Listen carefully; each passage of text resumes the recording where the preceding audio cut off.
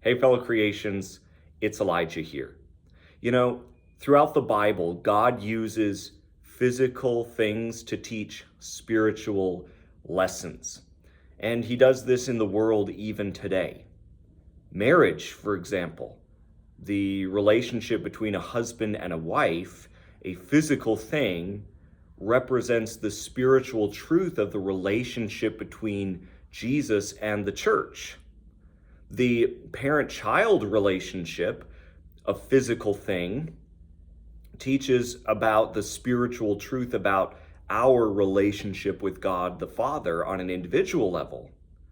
You know, even take trees, for example.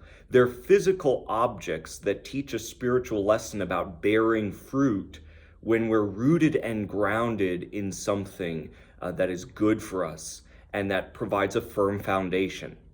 All throughout nature, we see these amazing things that teach us spiritual lessons. And I'd like to challenge us to look at the world in this way and to notice all of the spiritual lessons everywhere. This Sunday, I want to look at one of those things. I want to look at an object lesson because that's what all of these are. And God is a big fan of object lessons because we can glean spiritual truths from something tangible that we can understand. So this Sunday, I want to look at spiritual lessons that we learn from a pocket watch.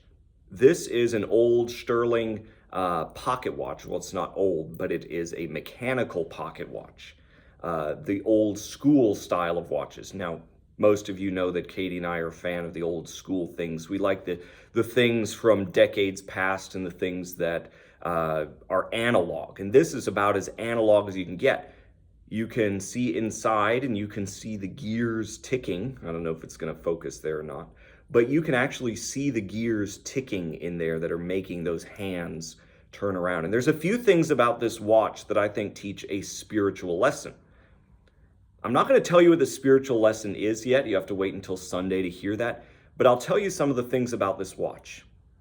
Number one, you have to wind it, or otherwise it runs out. You have to wind it up for it to continue to tell the correct time. Another thing is that from time to time, it drifts. It gets off. It doesn't always tell the correct time unless you reset it to a standard. So this clock, this watch, based off of its own time, will sometimes tell the wrong time. So you have to reset it based off of a standard time.